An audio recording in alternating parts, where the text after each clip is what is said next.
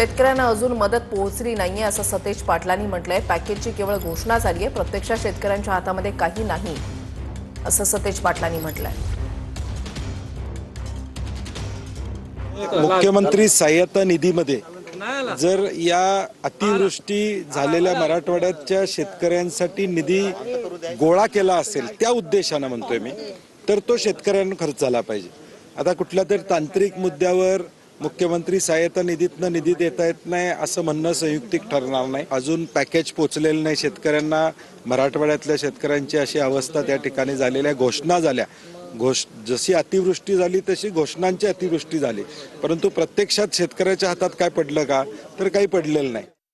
नाही, शेतकऱ्यांना मदत शेवटपर्यंत पोहोचत नाही आणि बऱ्याच महाराष्ट्रातल्या वेगळ्या भागात अतिवृष्टीने त्रस्त असणाऱ्या, नुकसानीत असणाऱ्या शेतकऱ्याला ही मदत पोचलेली नाही अशी महाराष्ट्रातल्या वेगळ्या भागात तक्रार आहे।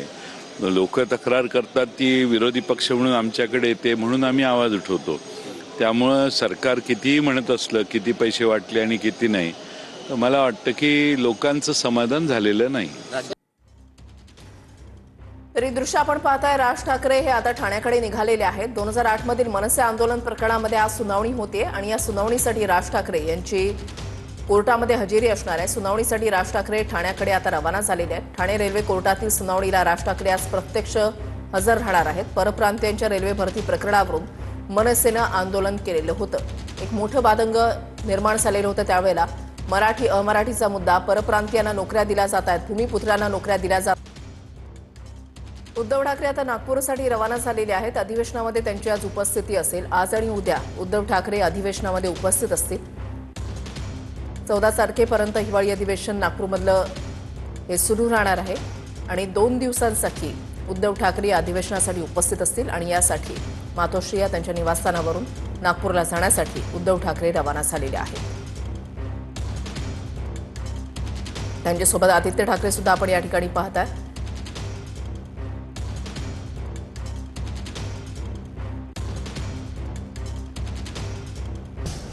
लाडक्या बहिणीमुळे हवा तसा निधी मिळालेला नाही असं संजय गायकवाडांनी म्हटलेलं आहे, तर सर्वांना योग्य तो निधी मिळत आहे असं मनीषा कायंदेंचं म्हणणं आहे।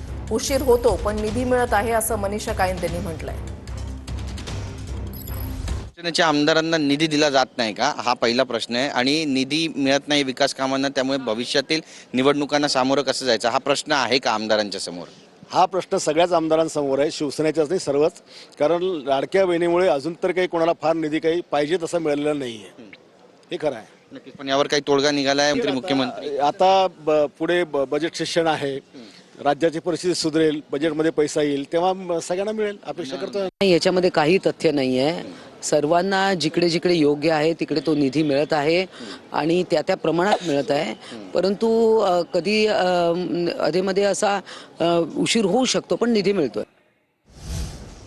एक मोठी बातमी, 2008 मधील मनसे आंदोलन प्रकरणामध्ये आज सुनावणी होणार आहे। त्यासाठी राज ठाकरे ठाण्यामध्ये ठाणे सत्र न्यायालयात दाखल झालेत। ठाणे रेल्वे कोर्टातील सुनावणीला आज राज ठाकरे प्रत्यक्ष हजर राहत आहेत। परप्रांतीयांच्या रेल्वे भरती प्रकरणावरनं मनसेनं जे आंदोलन केलं होतं त्याच संदर्भात आज सुनावणी आहे आणि या सुनावणीला मनसे अध्यक्ष राज ठाकरे हे ठाणे सत्र न्यायालयामध्ये स्वतः पोहोचलेत।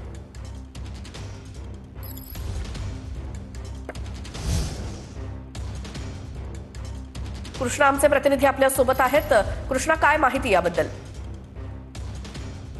मनसे अध्यक्ष राज ठाकरे हे ठाण्याच्या सत्र न्यायालयामध्ये आता पोहोचलेले आहेत। 2008 साली जो गुन्हा कल्याण रेल्वे पोलीस ठाण्यामध्ये दाखल झालेला होता आणि त्यामध्ये त्यांच्यावरती प्रक्षोभक भाषण केलं, त्याचबरोबर चिथावणीखोर वक्तव्य केल्याचा आरोप होता आणि त्यामध्ये आरोपी त्यांना बनवण्यात आलेला होता। हा खटला पहिल्यांदा काही वेळ कल्याण कोर्टामध्ये चालला आणि त्यानंतर हे प्रकरण जे आहे 2019ला ठाण्याच्या सत्र न्यायालयामध्ये वर्ग करण्यात आलेलं होतं। मात्र तेव्हापासून आजपर्यंत राज ठाकरे हे कुठल्याही सुनावणीला हजर झाले नव्हते आणि त्यासाठी कोर्टाने त्यांना समन्स सुद्धा इश्यू केलेलं होतं। मात्र त्यानंतर त्यांच्या गैरहजेरीसाठी त्यांच्या वकिलांच्या माध्यमातून वारंवार अर्ज सुद्धा सादर करण्यात आलेला होता। मात्र आज अखेर या सुनावणीसाठी राज ठाकरे ठाण्याच्या सत्र न्यायालयामध्ये हजर होत आहेत। त्यांच्या वकिलांच्या माध्यमातून ते आपल्या हजेरी दाखवत आहेत आणि त्यानंतर कोर्ट काय नेमकं काय म्हणतं किंवा येत्या काळात हा खटला कशा पद्धतीनं सुरू होतो हे पाहणं महत्त्वाचं असणार आहे।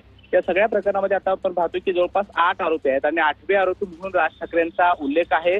2008 पासून हे प्रकरण टप्प्याटप्प्यानं सुरू आहे आणि आतापर्यंत अनेकदा सुनावणी झाल्यानंतर सुद्धा राज ठाकरे हे कोर्टामध्ये आलेले नव्हते. मात्र आज ते कोर्टामध्ये आलेले आहेत. थोड्याच वेळामध्ये यामध्ये सत्र न्यायालयातले मुख्य न्यायाधीशांच्या समोर या प्रकरणाची सुनावणी होईल आणि त्यानंतर या प्रकरणाची पुढची तारीख नेमकी काय दिली जाते किंवा खटला कशा पद्धतीने चालतो हे पाहणं महत्त्वाचं असणार आहे. मात्र राज ठाकरे हे ठाण्यामध्ये येणार असल्यामुळे ठाण्यातील मनसेच्या सगळ्या पदाधिकाऱ्यांनी जोरात तयारी केलेली होते आणि अखेर आता आपण पाहतो की त्यांच्या स्वागतासाठी सुद्धा मनसेचे सगळे कार्यकर्ते जमलेले होते. ठाण्यातल्या या कोर्टात हजेरी लावल्यानंतर राज ठाकरे हे इथल्या शासकीय विश्रामगृहामध्ये सुद्धा जाणार आहेत आणि तिथे मनसेचे काही पदाधिकाऱ्यांशी संवाद साधणार असल्याची माहिती मिळते आहे. मात्र सध्या आपण पाहतो की ठाण्याच्या सत्र न्यायालयामध्ये राज ठाकरे पोहोचलेले आहेत आणि त्यांच्या प्रकरणामध्ये थोड्याच वेळामध्ये सुनावणी होणार आहे. बिलकुल कृष्णा, धन्यवाद या माहितीसाठी. ठाणे रेल्वे कोर्टातील सुनावणीला राज ठाकरे स्वतः हजर राहिले. 2008चं हे प्रकरण परप्रांतीयांच्या रेल्वे भरती प्रकरणावरनं हा खटला सुरू आहे. या संदर्भात आज सुनावणी होतीये.